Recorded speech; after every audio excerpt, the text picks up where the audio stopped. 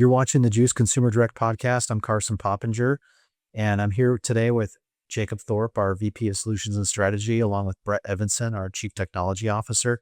And we have a special guest, Vic Sun, with Channel Automation. He's the founder and CEO of Channel Automation, and he's been in the space and working in lead generation and marketing technology for over 15 years in home services, home improvement, construction, technology, operations. He's worked in the whole gamut, and he's using all that experience to build Channel Automation, which is an AI-driven omni-channel platform that helps companies in all these verticals convert more leads into actual booked appointments through automated text, voice, and data-driven workflows. And so it's a pleasure to have you here with us, Vic, today. We're excited to get to know you, hear your story, and what you're working on today with your Channel Automation and the problems that you're solving. So welcome.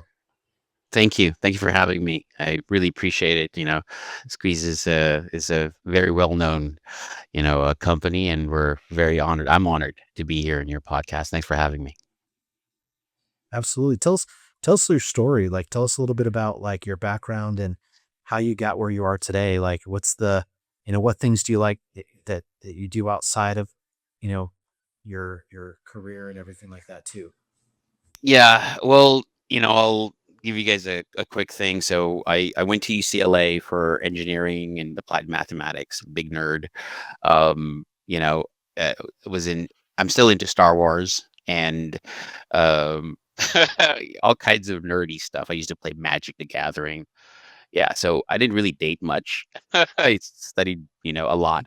And then that wasn't enough. So I thought to myself, you know what? I got a scholarship. I was, born and raised in Los Angeles, California, in a city called Pasadena. Pasadena is known for, private schools and people think it's, a nice rich area, but there's actually a ghetto area where it's like 82% Hispanic and Black. So I was actually a minority growing up in that small little city, and I lived in a, place where we were very poor, but my mom was uh, a hardworking, mom, and she always made sure that I had good education. And so I studied a lot, and she invested a lot. And eventually, I got into a good high school, private school on scholarship. Then I went to UCLA. Then I said, I'm going to use some of the money that we've saved up, and I'm going to travel because I've never, like staying in California my whole life. So I went and took my master's at London School of Economics in London. Um, and then when I did an internship with a couple of banks and stuff like that, and I thought to myself, okay, behavioral economics and kind of finance, but then I kind of switched gears and I said, I'm really going to get into data science. At that time, it was just kind of like a buzzword, just like AI is now. Um, and so when I went back, I took a few months to kind of just get my bearings, and then I went to Caltech, finished up there with machine learning and data science, and then I started. I got this idea because my dad was an architect, and he said, like, maybe you should apply some of that stuff in construction and remodeling and architecture. And so I uh, I interned for a couple of companies, kind of like understanding the business. I really loved it because I thought, wow, like everybody has a home, and like people want to remodel, and it's at that time it was just like recession couldn't touch it. So I opened up my own company. I started gaining some steam, sold that, and then I thought, okay, I'm gonna retire early, but I was playing golf and consulting, which I love golf. Kid plays golf, but I hated consulting because I was just like, all I do is talk and do nothing. I wasn't achieving things. I wasn't like getting my hands dirty. And I thought this is why consultants can charge so much, because they just talk and they just don't really do anything, which that didn't sit well with me. So I said, okay, I'm going to go back. Um, I got in with a couple of other consultants who put me in a company in Orange County. So I started working with home improvement companies. I did that for about 8, 9 years.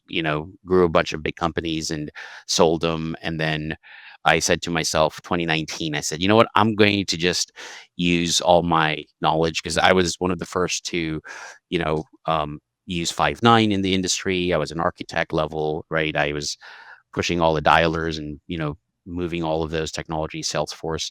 And I said, there's a lot of these Frankenstein. So I said, why don't I just open up my 2019?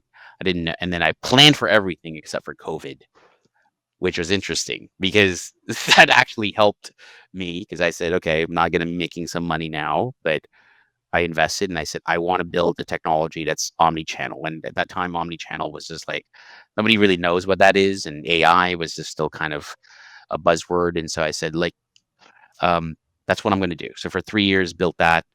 Um, I did some kind of work consulting and kind of applying the technology until in 2023, I said, okay, now I'm going to use, I serendipitously, I was looking on GoDaddy for names of a company.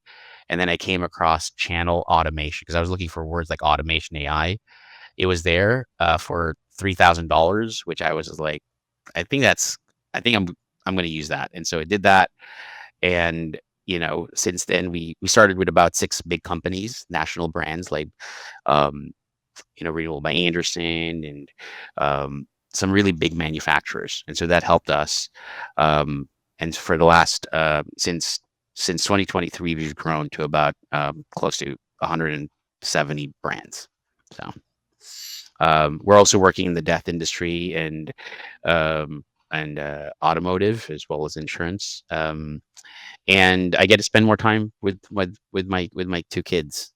So my son plays golf, PGA Junior, UCA Junior, so I caddy for him on the weekends. So that's kind of like my story in a nutshell. And I love singing karaoke. I got like all kinds of. So if you come into my house, there's massage chairs because that's what Chinese people do, and karaoke. Oh, I Yeah. love that.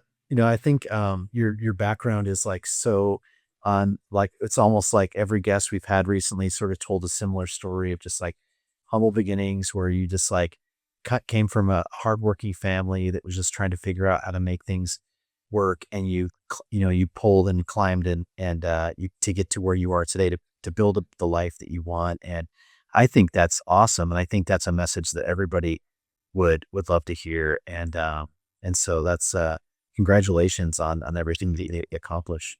I think and the fact that you're able to take your son and help him caddy for him and help him with his golf game. Like golf is also something near dear to our hearts. We love to do that as well.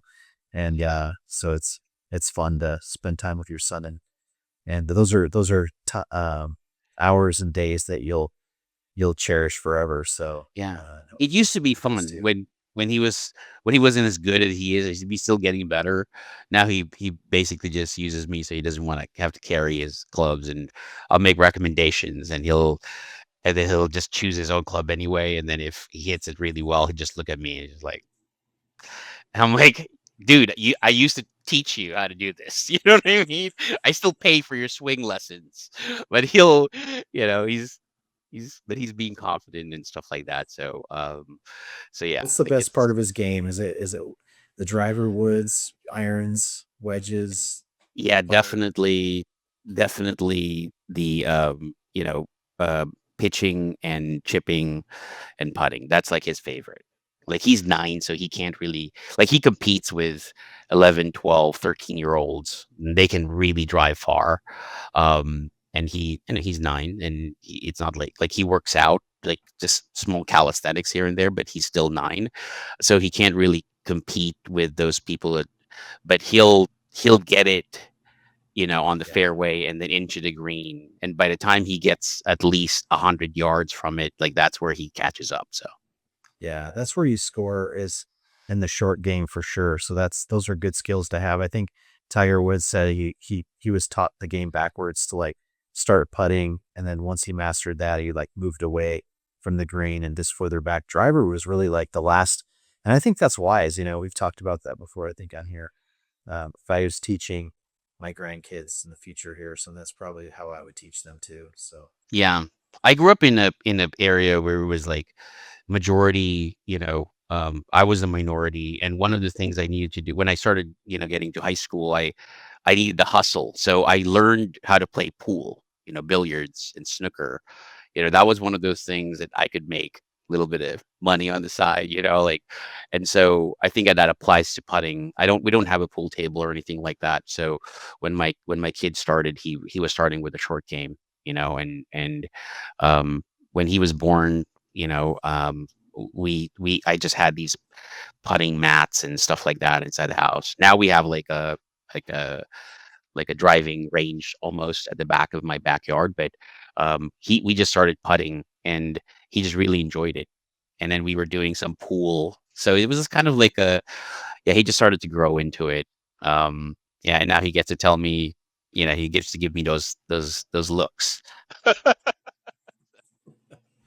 Yeah. Thanks for nothing, Dad. It's like, okay, I Yeah, got you where you are today. So remember exactly. that. Yeah. Yeah, like you but mess up my game.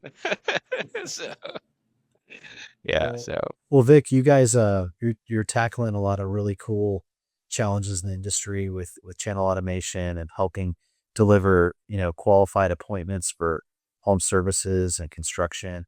And I think, why don't you tell us a little bit about sort of channel automation and some of the problems that you're solving and things today?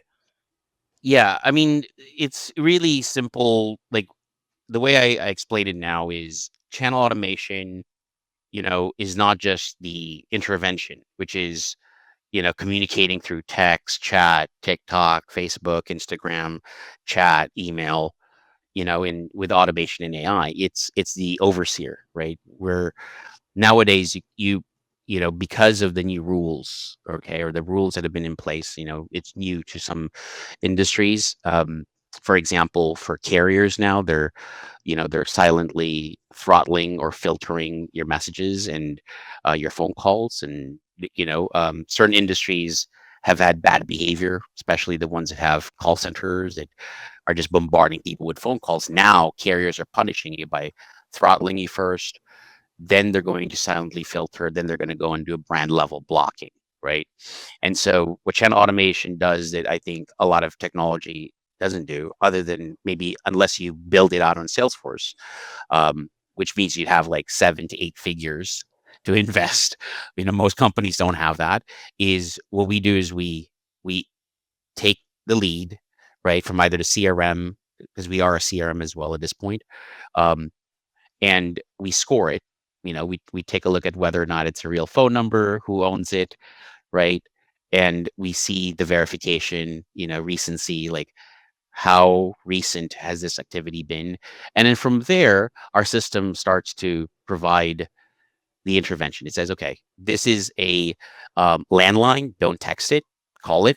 Leave a voicemail, but don't text it. Maybe send some emails. If it's a VoIP number, then we know we probably won't call it because the signals and the intent is low and the number isn't verified. And at that point, we might send it an SMS and an email.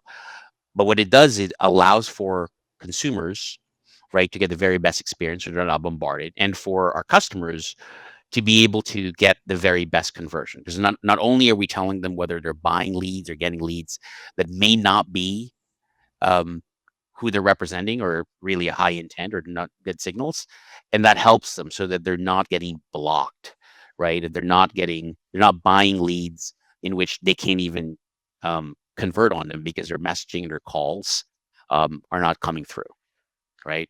And our technology, we've worked on this, like I mentioned, 3 years, man, of not making money. I mean, all you have is just trying to solve for problems, and it's painful, but it's quite freeing when you go and start thinking about, I'm not making money, I'm building something. You start to just think about like, oh, let me just solve for each of these things, and you're kind of not bound by got to generate revenue, and so things that we've anticipated things like the iOS 26 before it happened, with the iPhone now, with Apple being the biggest filtration service, right, in the planet. Meaning, if you're not a contact on an iPhone and you've updated to iOS 26 since last year, you're probably missing doctors' calls, dentist calls, like your lawyer, your insurance, because not only are they filtering, and they're also screening. So Android's had this for a long time. Um, so the way our system works is that once you come into our system and you actually engage it. We now actually tell customers whether or not it's an iPhone user, an Android user. So all of these things come together to allow, businesses not only to convert, with speed to lead and, timing and making sure we prioritize the top scoring leads, but on the age leads and as time progresses, you get an opportunity to say, like, how will the customer receive my messages? How should I message them? How should my voicemails look on their phone? Because I understand whether or not they're an Android user or um, an Apple user. And of course, we offer things that we're very grateful. In the last 3 years, we've grown in a reputation. So, on text messaging, for example, we offer everything from short codes, RCS, and Apple Business Messaging. Which is kind of like the Rolls Royce of text messaging. So yeah, I mean, that's kind of like the long way of explaining what we do. I really can't explain it any simpler. I think there was one person who said once, for every complex problem, there is a simple solution. There's a solution that is both simple and wrong. So, yeah. I love that. Hey, Brett, I'm sure you've got a lot of thoughts on the tech side. You've built some workflows and things like that with SMS and seen some of the similar challenges that Vic's experienced. Any thoughts that you have on this? Yeah, I mean, I started, with the first company I started was an email platform, and we were doing, mass email stuff. We were sending 100 million emails a day across all our customers, and so the fact that and then we did a whole bunch of SMS stuff. We used to buy these devices that you plugged in like 8 SIM cards, and then you talk to it over a USB cable to send all these text messages. So I've done bulk email and SMS stuff for uh, previous companies. We don't do any of that at Squeeze, but there's a lot of headaches that you've solved. If that's if that's something you guys are offering to your clients, that's a yeah, a lot of pain points are wrapped up in that. I'm sure. Yeah, are you guys are you like an agency model, or do you guys do performance based stuff, or how do you align with Uh, your customers? yeah. So, one of the cool things about now is I've realized, and this is kind of how we met with Jacob and Carson, was I realized in certain industries, you know, um, some businesses don't have any business being a contact center. They're good at it. Take for example, home services. Companies are good at the sales part, the install part, right? Getting beautiful projects. But they really, in this time, they really have no clue how to be a contact center, because their model is CRM, which is now I mean, if you look at what Salesforce is doing, it's a headless, 360. But a CRM traditionally has been just a place where you have a bunch of your leads. So the way that usually works in home improvement is that they'll get a contact center or call center. I'll just call it a call center because it's not even a contact center. They're just doing calls. They attach a dialer like 59 or whatever to their CRM, and they're basically just calling through that list, right? And they're calling as much as they can, as many times as possible, because the philosophy is, I bought that lead, I paid for that, I can do whatever I want with it, right? And um, lead sellers have taken advantage of certain industries by understanding, like, ooh, it's like selling a drug. Like, as long as I say there's a lot more leads, yeah, go ahead. Like, I'll buy everything. You know, Unfortunately, in home improvement or home services or solar, if you look at your home where you live, the homeowners there don't move every day or every year. They stay in those homes for 10 to 30 years, right? Traditionally. So when lead sellers start to understand this and they go, oh, I can tell them there's more leads. Unless you're moving to different states and offering different products, like if you're a bath company, if that neighborhood has like 10 homes or 10 homeowners, there's no more new leads. That's it. You got 10 homes and 10 homeowners. So what's ended up happening is you start getting people addicted to that. And this has happened in the last, I would say, 15 years. And so they just go buy more leads. And then their MO is they're not well versed like Squeeze, who actually has the science down. And their thing is, okay, we'll just buy the leads and we'll just keep calling them until like 40 calls a day. And I think carriers have, and you guys have realized this, which is why we actually went in and approached you guys. And I said, I would love to have companies like Squeeze be the only call center for a lot of these businesses, because they just don't have the time, bandwidth, or they're in denial, where they go, Yeah. well, we've been doing it for years, calling people 40 times a day. Why is it now? Well, because AT&T, T-Mobile, Verizon, they started to realize we're not making any money on this. Like, they just keep sending phone calls and texts, and everybody has unlimited plans, and you're just clogging our network, and we're getting complaints, and we're having to go through TNS, First Orion, Haya, external spam services. Like, AT&T is not making money, and those companies, they're about making money. So now they're just go, Yeah. no more. Can't do that anymore. So I think that's something that this- we think a lot about too. Oh, sorry. Just focusing on the thing that you do well. And if you're a solar company, you might not be really good at sending text messages or emails or operating a call center. And so leading into what you do well and having good partners that do what they do well and be able to, that's 1 + 1 = 3, right? Yeah. Yeah, and there's technology that there's definitely technology and tools that people can put into place, but there's so much know-how and you know uh, strategy that goes into how you administer the platform, the cadences, the messaging, the technology to avoid the mitigation and delivery and all that. It's really gotten quite complicated, and so yeah, having folks that have are doing this all day, every day. It's sort of like specialized. Years ago, Squeeze, we were doing like some email delivery, and we were doing some direct mail. I've done direct mail, email.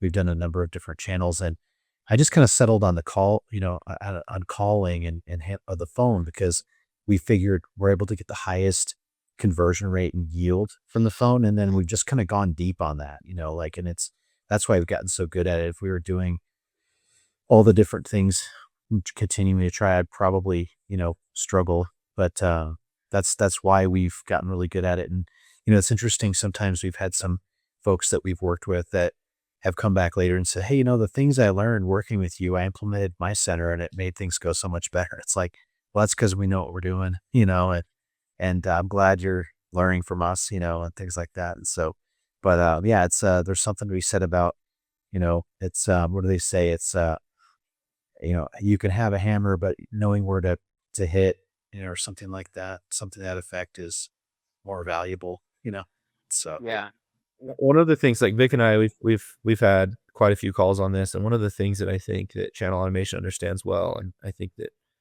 people in the industry should understand too, is one of the things we need to do as marketers is understand how the consumer wants to interact with the brands, and creating solutions. Like Vic, as we've been talking, you're like, hey, I've got all of these outreach cadences and channels automated, but we still need a specialist in this area to help enable and when it's necessary for that consumer. Yeah. And likewise for us, there's times where we might say, hey, that's not the best fit for us, but here's someone who can help with that. And when you're able to kind of have that holistic view and let specialists specialize and then build those integrations and those synergies between the two, really the sky is the limit there, because it's infinitely scalable, because you have partners that have that ability to do it. Like if you were to ask us to scale up, a million emails a day, we wouldn't be able to do it right now. But where you have these partners in place that specialize in those things, and then you're working together on it, yeah, it really is a 1 + 1 = 3 situation. And it's really, really difficult for one organization to have 10 core competencies, where it used to be you just call. That's not how it works anymore. You've got your predictive AI, you've got your generative AI, you've got all of the different marketing channels that you're using, the lead scoring, the automation, the cadences, the number management, the spam mitigation, the call branding. Like there's so many variables, and it's very difficult to be excellent at all of those different parts of the contact Yeah, strategy. I agree with you. And being on this podcast, I know it'll be released and people will see this and our clients will see this. I've never been one to kind of white label stuff, and my intention, we've been talking to, I think we're close to the finish line here of putting that together, is I really do feel like in order for certain industries to thrive, in for example, because 80% of our business is in home improvement, home services, solar, right? Remodelers, construction, all of these companies, um, from big to small, 80% of the market are smaller companies, like they're below 5 million. Okay. And I really truly believe that the Uberization of the contact center is necessary, not only for the consumers to feel better with the experience, because we're all consumers. We all see those telemarketing phone calls as spam, the bad actors, etc. But because certain spaces are fairly predictable, having one brand or maybe a brand, like Squeeze and Channel Automation kind of being that funnel for your conversion allows for better experiences, better conversion, less costs on leads. And I think eventually it provides better focus for businesses within spaces like home improvement, home services, solar, to really focus their attention on what they really do well, which is the sales part and the installation. And that provides a better, experience for the consumers because number one, in the industries that I've been playing in, it's really started to really decay in terms of the customer experience. Like you're getting 40 phone calls from one company, multiply that, but if it's a lead aggregator, it's selling it like an Angie or a Modernized Lead or a Quinn Street Lead or these big companies. Now you're multiplying because they're selling the customer's information to 5 different contractors, and they're saying, oh, speed is important, speed to lead. So they're all getting the dialers, which they don't. When there's customers of ours say, hey, I'm gonna get a 5.9, and I'm like, don't. It's like, why? Like everybody's, well, I said, like, let me give you an analogy. Like, you ever drive a manual, car, and you're just like, no, I'm driving automatic. Okay, you know what a Ferrari is? He said, yeah. Yeah. I said, it's like driving a Ferrari that's manual. Okay, you're not going to just be able to. It'll take you time, and if you scrape, the Ferrari or the Lambo, whatever your fast car is, every single time is like 20,000, right? Leave that to the people who are pros.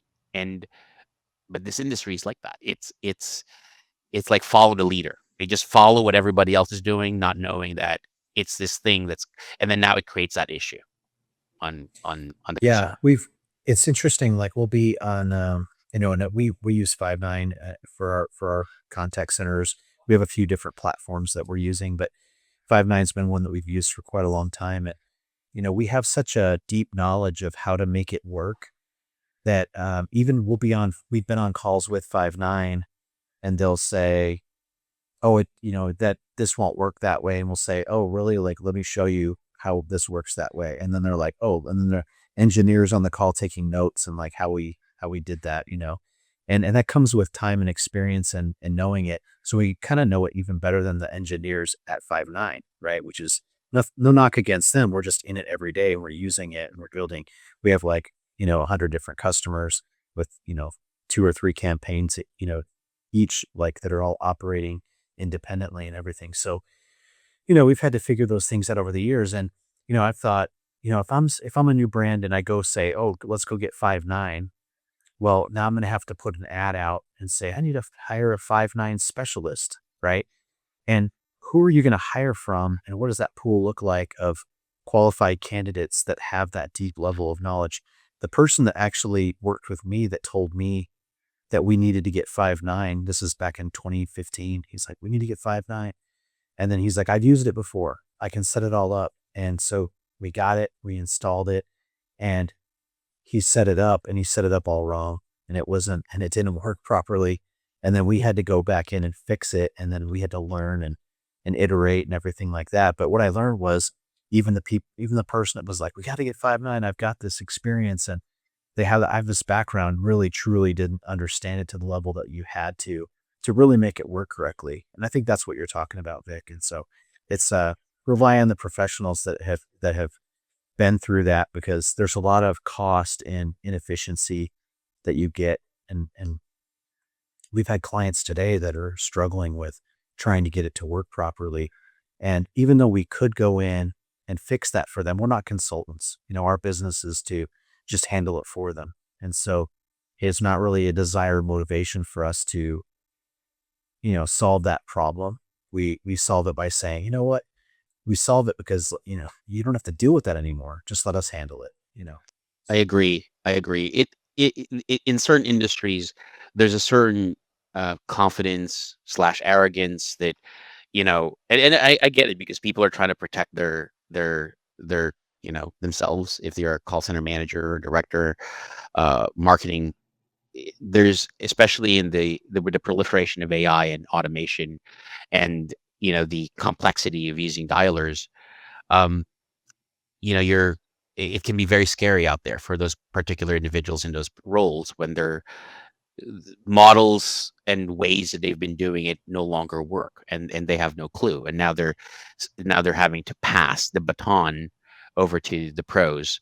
But the reality is, I think, a true pro isn't phased by asking for help, right? Because they're results driven. And um, understanding and comprehension um, of a system is not a requirement for compliance, right? It, if you're a marketing leader or a conversion, you're responsible for conversion, or you're the one dealing with the leads, your main role is to convert, and that means finding businesses or partners where they could tell you what you don't know, because you're not paying for things that you know. You're paying for things you don't know. Um, I think it's just this bravado and this arrogance in certain people, the leaderships have been there for a long time, and that's, it's their right to have that. But it is scary, and that fear of the unknown and that complexity can lead to things where they go, well, I'm going to do it by myself, or I'm not trying to learn that. The reality is, some of these pieces of technology you'll never understand exactly, because you don't have the time. You have your day-to-day stuff, you have your operations, you have all your management, your hiring, training, firing. When are you going to learn the 10 years of or more that you guys have been doing this? It's just not going to happen overnight.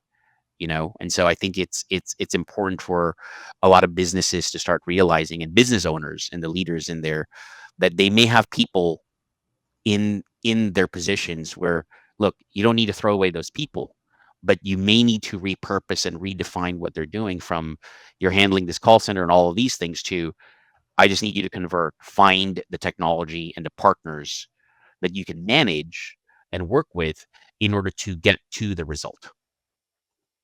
Yeah. Um, and so I think that's the key thing. But we know that that's going to continue to happen for at least a while, until it gets really, really bad, which I think is happening to a lot of businesses right now. They're starting to feel it. So now, the businesses that weren't considering you guys or us, or passing along those leads, even their new leads, now they're like, okay, go ahead, take over. But it's because they've come to this realization, like, it's just not going to change unless I make that decision to go and have the pros handle it. So Yeah.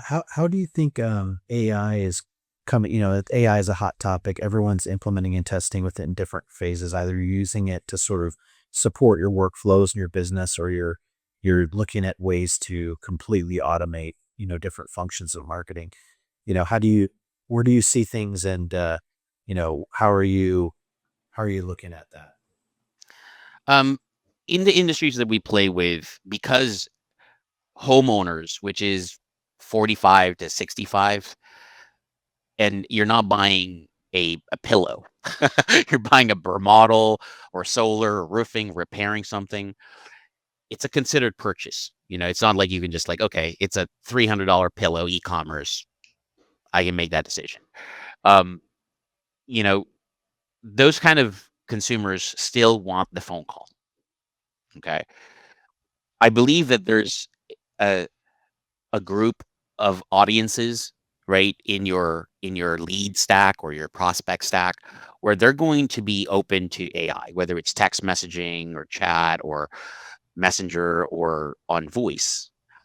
And then there's a group of people in that audience segment where they want the human. Okay, they want the call from the person that can relate to them, right? Because they know it's a human. And I feel like AI is simply on the management side of things. You're a manager, you're managing human agents, but you're also now managing AI agents, these agentic technology. I think this is that shift in terms of the workforce. Um, Within our systems, it's the same. We're able to create AI. It's not like an AI for one thing. It's our system is complex and simple at the same time. The complexity comes in, you can get the AI to score, to give you insights is another AI. The AI that actually provides the signaling scoring is different. So you have multiple AI agents doing very specific things, almost like a factory. But the humans are still the ones calibrating, educating the AI, and then doing a lot of the interaction for those segments where the customer wants to have a human. So I think what's it's nice balance. I don't think it's going to replace uh, all the humans. If anything, it's going to replace the inefficient ones that are already either part of your attrition rate. They're either quitting the job or they're not the best people there. They're just trying to get a paycheck. Your top players, they're going to feed the knowledge into the AI and work hand in hand with it so they can enjoy their jobs more.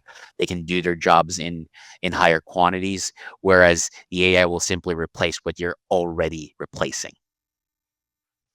I think you hit on something super important there where it's going to make your top performers perform even better because they're going to be able to do more, and the routine boring stuff will get automated away. AI will do that part of it. And I think, leaning into the institutional knowledge that you have built up and making sure that that makes its way into the AI that you're using as an organization makes it so that you get the benefit of everything your organization has learned up until that point, right? We do a lot of stuff where we do call analysis, and we're taking our whole process that was manual and baking that into our call analysis platform because we've been doing that for almost 20 years now, and we have a really good playbook for that. So, yeah, I agree. I agree there's people completely. that got Yeah. to spin up these platforms, and a lot of the platforms are commodities now. The things that are just the tech stack. It's the context and the brains that you put into those things that are really gonna be whether Yeah. When I was studying, machine learning in Caltech, a professor um, provided me with an analogy of how AI should be and how exciting it should be for humans and for people who implement it. So he gave an example of bees, right? So with bees, they do this thing called the waggle dance. And the waggle dance is to signal the other bees that they found a patch of, you know, and so the thing with bees is they're all rule driven, right? Like you have the drones, you've got the soldiers, you've got the ones taking care of the queen. They're the ones. So if they just keep on doing the same thing over and over again, the bee population would actually die off and not survive. But through evolution, there's these rogue bees that basically they don't follow the rules. They like everybody's going this direction to kind of pollinate, this patch of flowers. But because of evolution, there's like these bees that will actually just like they're just like, okay, like I don't want to do my job today. I'm gonna go somewhere else. Why that's really important in how it's akin to machine learning and AI is it's that bee that kind of like roams around and experiments and say, like, I'm gonna go somewhere else. And that allows for generations of bees to actually flourish because if something happens to this patch, let's pretend like humans got to it and then put a parking lot on it.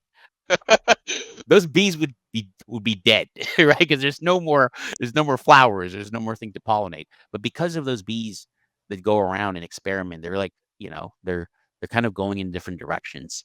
They find that now there's the ability of generation of bees to continue. And the way that they signal that is they go, and then when they find something, they do the waggle dance, and that signals the other bees and say, oh, look at that guy. Like he didn't show up to work today, but he actually went somewhere and they found a different place for us to pollinate.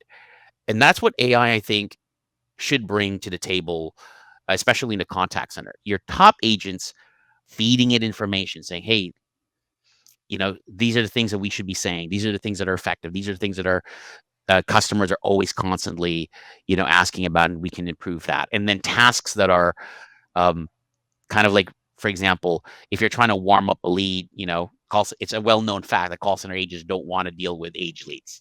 They'd rather deal with new leads. We'll have the AI warm it up through text or other things. And then when the customer, starts to engage, it provides you the signal. And then now you know that the customers, they have their cell phone, they're engaging the text. In industries like ours, customers want to talk to you. Trigger a call now to the human agent, right? And so that becomes a great experience. And for me, a great experience is what business should be focused on. Everyone wants better conversions, more leads, more appointments, more sales. Well, if you're playing a game like basketball, right? If you just care about the score, all you do is look at the scoreboard or each time that's what you care about, you're not going to score any points. You need to be in the game. And I think the game should be, what do I do to provide the very best experience to the consumer? Because that's the process of getting the best conversion. And I think that's what we're trying to do, and we've been doing in the last 3 years for people who believe in that. But there is a lot more out there where they just don't get that piece. To them, AI might be a tool, or it might try to replace them, and they're afraid of it. I think when I come across it, I tell people, you don't have to control this. You don't have to be so controlling, right? This AI, you may not even understand it. You need to unleash it. I know Brett's a huge advocate of unleashing AI. He's thinking about how we can put AI into everything in our business and other businesses that he's working in. And it is fascinating. And it's like one of the things that I've said long before we were using any kind of language models, it's like if we're asking our agents to do something on a call, and that activity is like, for instance, like looking up this data, going in here, research, pulling down something from the CRM, looking it up in another system, and then you schedule the call. Those are all activities that should be taken away from the agent. I don't want the agent thinking about that. I just want the agent to talk to the person and connect with them and make them feel, like they're dealing with a real person, and they have trust, and they have, concern and all that the human element of what we do, right? I just want them focused on doing those things. All those other things, let's build that and do that in the background, so that those agents can just handle more of those interactions and be more efficient. And I don't want them, and that is a problem, I think, for a lot of contact centers and a lot of sales groups that still haven't quite figured that out. They've for different people, for compliance reasons, for there might be reasons and justification why they have to do all these little mundane tasks, but it gets layered, and it gets stacked and stacked and stacked. And then you look at that person and they're like reading statements and they're doing all these things. Then like, how can you just like automate, simplify, and allow those agents to just be more effective, more efficient, and have higher conversion? And that's the approach we take in what we do. So a lot of times they'll say, we want you to run this process for us on this appointment setting. And we're like, okay, before we do that, we think we can automate all these things. And, if you're willing to let us do that, we're willing to work on this, because we're performance-based. We're only going to get paid if we generate an opportunity. And I don't want the agents wasting their time doing inefficient, I mundane completely agree tasks. with you. And that's proof that you guys are performance-based, which is what led us to communicate with you guys. I think I saw you in an event. I saw you in a couple of events. And then one of our lead partners said, we were working with a few BPOs, and I was getting overwhelmed. And I said, let me ask some of my clients who, who are using you guys or have used you guys, and some of the lead sellers, and they were like, well, Squeeze, great reputation, they're performance based. And so they're just doing that. Like they actually, you know, put their money where their mouth is, where I'm going to get paid when I get the results. And I said, I like that. And so, um, I agree with you on the level of, for the agents, keeping it simple. I think what ends up happening is, like, for example, in our system, how do we use signaling and intent? So we score and we actually prioritize. If there's companies that will put 10,000 leads a day, right? And this is not a very big company, but let's say 10,000 leads a day. You're now going in and saying, based on this score, there's only 6,000 that should be contacted today with a couple of calls. I know right away, okay, the people that I'm working with, if they don't have it in terms of the data science and all that, when they say, well, we have 10,000. And I'm like, no, you don't. You have 10,000 leads, but you really only have 6,000 that have a mobile phone on light type intelligence, that have a recency that tracks to the person who owns it. And you only have 30 call center agents. You want them just dialing, or do you want to actually have them connect with the people who are most likely going to answer the phone so they can do their job, right?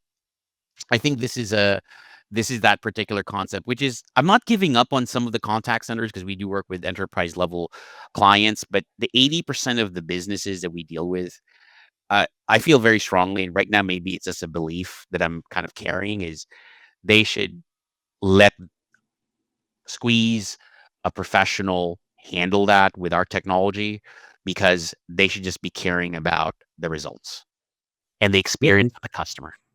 And in home services, that we've come across a number of, you have complexities around geo servicing, I'll call it, basically where it's like you may have leads or inquiries in an area where you don't have fulfillment technicians or someone that can service that.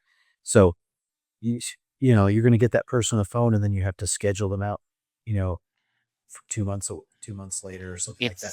It's crazy. And then you're performance based, and because they're only thinking about themselves. They're not thinking about the customer or you, right? And so I had this exact conversation just 2 days ago, when a new customer said, okay, we got 28,000, what can we expect in the first month? And we went through the scoring, and then we ended up with like 15,000. And, we had said, look, there's only really 15,000 opportunities in here. And, you know, um, upon further inspection, we said, kind of last minute before we launch, I said, can you send us all the zip codes where you actually had a sale in the last 18 months? They sent it over, down to 8,000. That was like, this costs money, like to call, to text, to email, and it's opportunity cost when we're not focusing on this. And then we want to generate business in those areas. In the last 18 months, you've only given us the last month. In the last 18 months, you've not made one sale in these zip codes that we've removed. What makes you think, like, just because you're going to call them now? But that's the level of, I would say, the kind of things that the businesses need help on, right?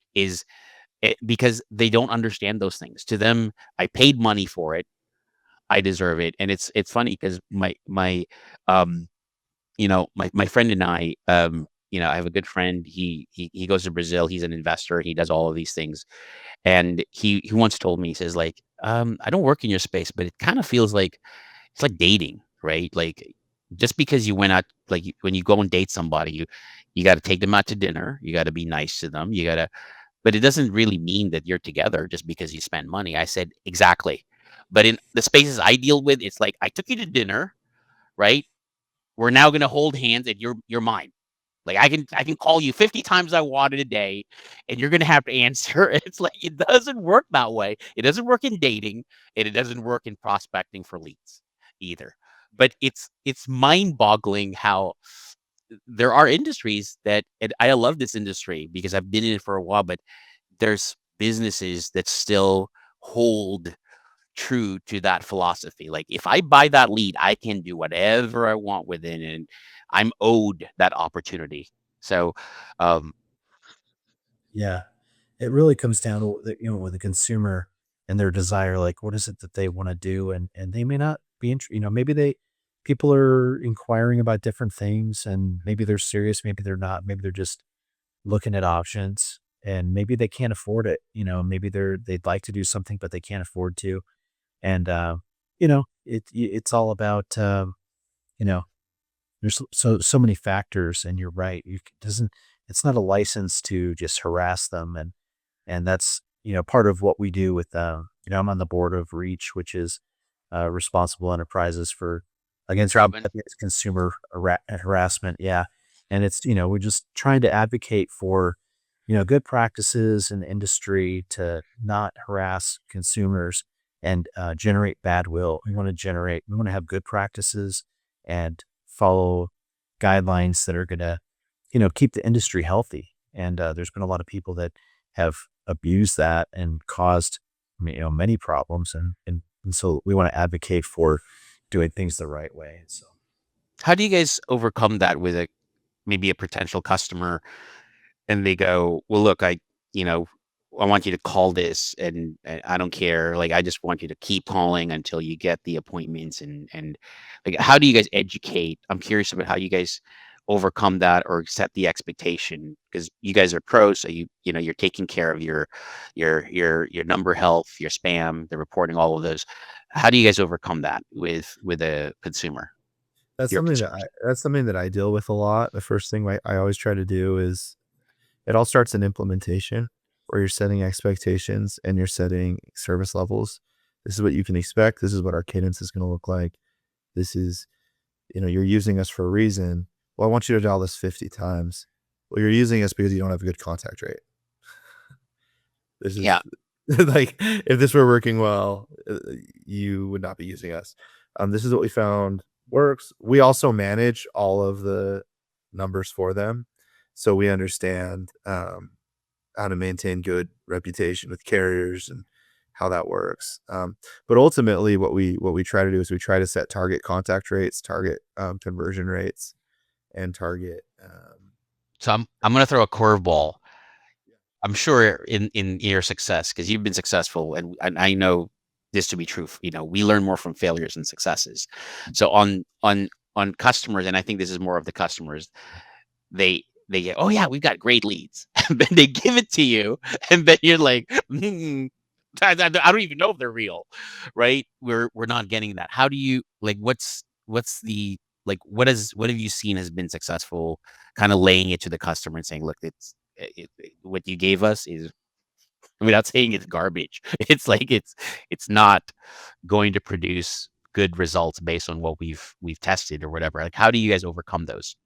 That's a really good question. The good news is we've been in business long enough to have a really good nose with those things, or so we can sniff it out very, very quickly. But we do lead scoring for our partners, similar to you. So if we have DQ rates higher than X%, and we've got 100,000 calls of precedent to say, hey, this is way below what I would expect. Your DQ rates are this. They're not interested. Where are you getting these lead sources? Send us the form, send us the call to actions, and we'll actually review those with the partner. And if they can't get those to us, then we're probably not working together. I see. Yeah, that's good.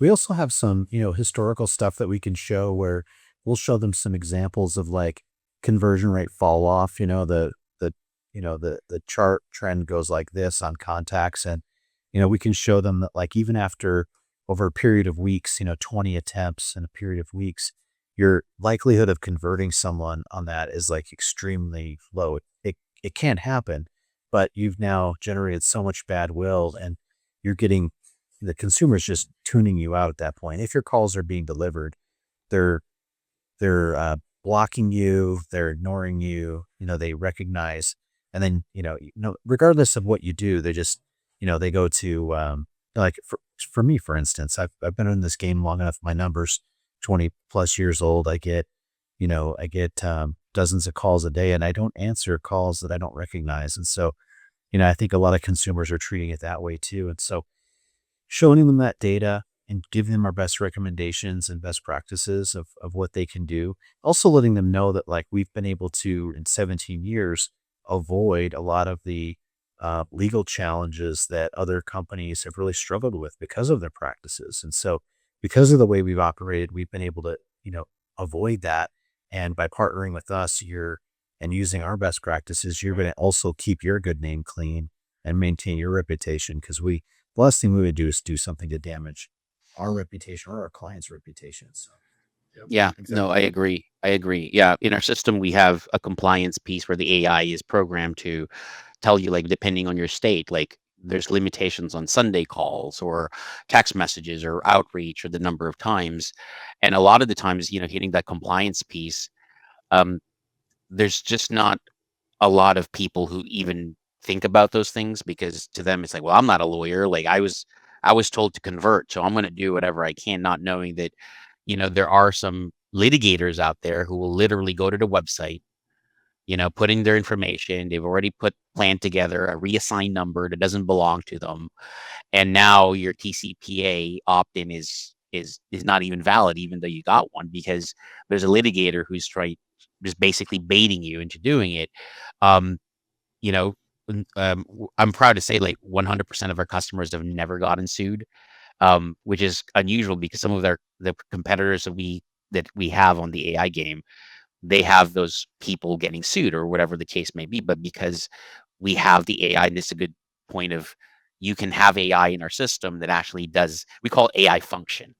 So it's in the background, like Brett would want that because it's in the back, it's not bothering the agent, but it's supplementing what the agent might do. It might prioritize these on the dialer, segment it, show them the score, tell them, hey, this now is ready. It's been texting, clicking on things. Um, but I think it really means like there's an ideal customer that you deal with. Um, there are some customers that I don't think are worth it, and I think you guys have been in the game enough to know that, you'll just know if a customer is not, like, for me, I think it's when you start producing some results, especially things that they've never done before, and they're not grateful. Like one of the things that we've ended contracts even when we were successful on our own, as part of our culture here, where we go into the meetings and in a couple of months have gone by, we've been produced results and they're just demanding more, and they're not respectful. They're not like, they're basically like, well, we should be doing, like, you go into a meeting, you meet the goals or exceed them, and they go, well, how can we do 20% next month? We just did 15. And it's like, you've never done 15 on these. Like, these were all leads that you spend money on. There was basically a sunk cost. Why don't we start with, wow, I'm so excited, thank you, or just like, you guys did a good job, right? But how do you guys deal with, I'm curious about this because we're still considered a startup, but because of how I started, like, for me, no, a bad customer or a customer who's not collaborative is going to cost you more than what they're worth. But I wanted to kind of get a sense of like how successful business like you guys kind of handle those particular types of customers. I mean, it's a big part of what Jacob does with us, but we do deal with those kinds of things as well. Where, I think if you're not getting that closed loop feedback, you're not getting, a good stream of communication, and it's hard to really get things healthy. That's probably one of the biggest challenges we face when things aren't going well. It's just like a lack of engagement from that partner, and they might even be, we've even seen situations where it's like, that they're testing other things against us, or maybe testing something else against us, but we're not getting any feedback or communication to optimize. And we're sitting here like, we need to optimize this. We know that there's more that we could be doing and we can scale this more, but there's distracted by, well, I'm trying this other thing too, and, but at the same time, you're just not getting that level of engagement to like really get it to where it should be. That's probably like one of my most frustrating things dealing Yeah. with partners that they're sort of like in it as like, I'm just going to try everything. And, in the spirit of constantly testing instead of like, just, you know, I worked with a guy a long time ago and he was a sales manager and I was the marketing guy and he was over sales. And that was one of my pet peeves at that time because, it was like we were running some marketing stuff and so things weren't working correctly and it was like struggling. And I'm like, well, you got to just make a couple tweaks and we've got to adjust this and that. And he's like, oh no, I already told the CEO, we're scrapping that. We're going a different direction, you know? And I'm like, why would we scrap that? Like, we already have learned so much. Like, we just need to make a few adjustments. Exactly. It tells a good story. And it tells a good story to the CEO that, like, oh, yeah, we tested that, didn't work. I'm taking action. I'm doing what I'm supposed to be doing. We're going a different direction. Because going a different direction, even though it may not be the fastest path to success, is at least a statement action that you can say you're doing something. And that frustrates me because it's like, Yeah, short-term thinking and kind of, yeah, And I think too, if you feel like your partner, there's an adversarial relationship with your partner, it'll just never work. Yeah. Like if you feel like it's you against them and you're trying to help them, that's not something that really can be overcome because that's cultural. It's very hard to flip that around because usually Yeah. that starts from the top. it's definitely, I agree with both of you. It's when you know, it's not even failures. I think when you're starting something, especially on, I mean, you guys are familiar with this, age leads, it's already a sunk cost. They've tried what they needed to do. Now they're trying to pass on this responsibility to pay somebody to convert on it. And, you know, the first few weeks are never going to be just like amazing. Like you'll get some results, but maybe not. And then, you know, the customer is like, well, that's all we can do. And you know, when I go through that, like, how long have you been, like, you've had those leads for a year. We've just launched, you know, and all you can say, and like, have you ever done this? You ever program AI automation? Like, think about the messaging. Like, no, you didn't spend hours and hours thinking, contemplating, scoring, setting this up. And let's say you converted 2 to 3% out of 100 or 1,000. You know, you didn't have that yesterday, right? You didn't have that yesterday, but now you're thinking, well, we should be at 10%. Like when I hear, I don't hear as much of those because I got a good team who handles them. But when my team, I guess, provides that feedback in our leadership meetings, and I go like, which customer was that? Like they're like, oh, it's this customer, and they said we should be at 10% because that's what they're converting. I was like, but these are aged leads, right? And they were like, yeah, didn't we say 2-3% was the target? And yeah, but they said like we should really be doing it. And then they go what Carson was saying, which that also triggers me. They go like, yeah, because they said that they were testing it with somebody else and they were getting that. I'm like, on the same data, on the same leads, and he was like, no, but I said, okay, well, can you show me the data? Because I'm concerned that maybe we're not doing something. No, they just said in a meeting. Did you ask for it? He says, yeah, but they said they did it. Where's the data? Like, where's the proof? Where's the evidence? You know, and how are we going to be held accountable for that if we don't look at the data? But I think it's those personalities, um, which I think that, you know, like we can't catch everything. I think Carson, you and I are CEOs, like we can't catch all the companies that are getting brought in by business development. But when we do get those, like I'm always interested how a CEO kind of like manages through those, because for me, it's like, yes, income is good, but I almost see it as it's counterproductive because now that, you know, my people are going to be, you know, knee deep in just trying to, what Jacob described as trying to, you know, the adversary, they're trying to justify the fact that they care about this customer. The customer is just like, I just want results, and they've never done this. So it's always interesting to hear how other businesses handle that. Yeah, I mean, in this conversation, we've had such good talking points about all the, all the different aspects of, challenges in the market, working with clients, and I've just really enjoyed this conversation, Vic. I think, we've got quite a bit here that we've unpacked, and I'd love to even have another episode where we can dive into some of the scenario things as well. I've featured so much we could talk about. Like, I think this has been super fascinating. And Brett and Jacob, I appreciate you guys being here as well, and hopefully our listeners will be able to, get a lot of learnings and understandings out of this. I think it's been a really tremendous episode. So Yeah. Thanks for having me, guys. Yeah, I really appreciate it. I had fun. Thanks, Vic. It took a lot of restraint for me to not just take over the whole conversation and pick your brain on AI. You could have gone 5 hours. Just give me a call, man. Let's go through it. Just call me. Y'all should you should actually hop on with him and do like a live demo. It's super slick. Yeah. let's do it. Let's set that up. And I think if you Where can our listeners find you, Vic, when if they want to learn more about channel automation? For me personally, I mean, my only social is LinkedIn. So it's easy, Vic Sun, VICSUN, channel automation. But our website is channelautomation.com. Then we have a YouTube channel that has like some pretty interesting content. Our marketing team kind of likes to make me look like I'm some sort of villain, like who's just trying to challenge everything. I'm actually quite agreeable as a person, but I follow what my marketing director. Nah, you got to challenge them and stuff like that. But yeah, it's, you go to LinkedIn or you go to channelautomation.com and, yeah, you can go ahead and find us that way or connect with us. Awesome. Awesome. Thanks so much, Vic. Appreciate you being here. Thanks again. Check out Vic's website, channelautomation.com. You've been watching the Juice Consumer Direct podcast. Thanks so much for watching today. Make sure you give us a like and subscribe. Let us know if you have questions or comments, and we'll get back to you. Thanks.